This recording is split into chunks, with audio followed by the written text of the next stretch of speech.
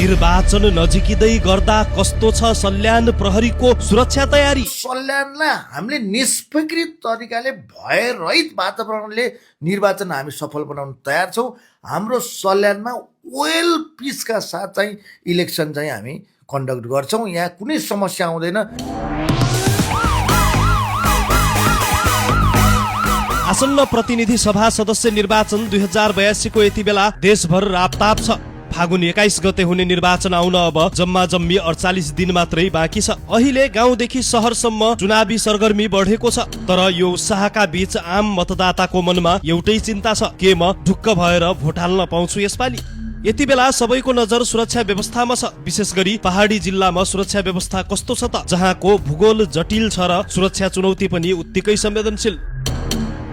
यस्तो अवस्थामा निर्वाचन सुरक्षा बारे बुझ्न हामी आज कर्णाली प्रदेशको सल्यान जिल्लामा पुगेका छौँ। सल्यान प्रहरीले निर्वाचनका लागि के कस्ता तयारी गरेको छ त?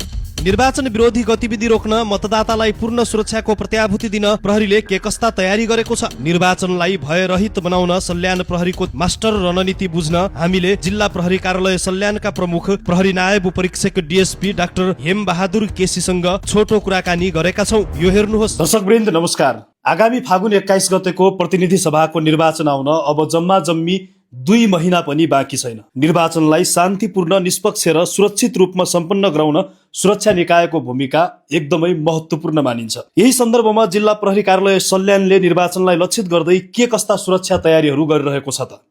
आज हामी यो विषयमा जान्ने प्रयास गर्नेछौँ।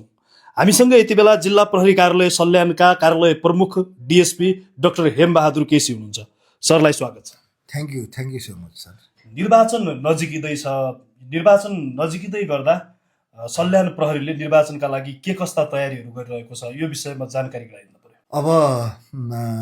अब राज्यले अब एउटा निर्वाचनको लागि अगाडि बढिरहेको अवस्थामा सल्यान प्रहरीले हामीले चाहिँ निर्वाचन रणनीतिहरू बनाएर निर्वाचन सुरक्षा योजना भन्ने छ, निर्वाचन सुरक्षा योजना बनाएर प्लानिङका साथ अगाडि बढिराखेका छौँ। हाम्रो त्यसको लागि अहिले तयारीको लागि हामीले निर्वाचन प्रहरीहरू भर्ना लिने काम कन्टिन्यू भइराखेको छ। हाम्रो टोटल मेन पावरमा 1406 जना चाहिँ हाम्रो निर्वाचन प्रहरी हुन्छ र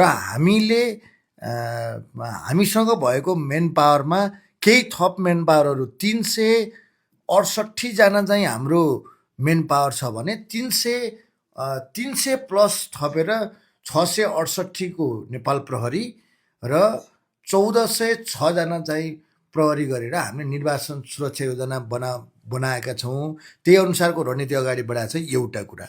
अर्को, तपाईँको निर्वाचन भनेको सम्बन्ध सबै पक्षसँग कोअर्डिनेसन भएन भने निर्वाचन सम्भव छैन। हामीले पोलिटिकल स्थानीय सरकार, पोलिटिकल पार्टिजहरू र विभिन्न नागरिक समाज लगायतका सम्बन्ध सबै पक्षहरूसँग निर्वाचन शिक्षा पनि अगाडि बढाएका छौँ।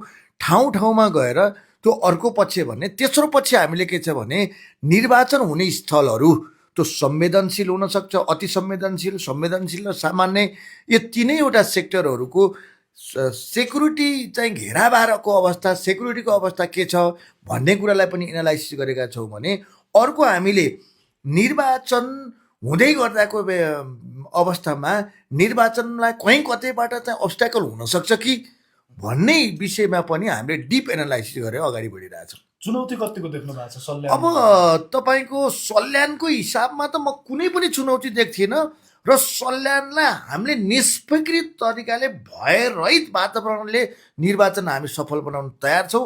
हाम्रो सल्यानमा वेल पिसका साथ चाहिँ इलेक्सन चाहिँ हामी कन्डक्ट गर्छौँ। यहाँ कुनै समस्या आउँदैन।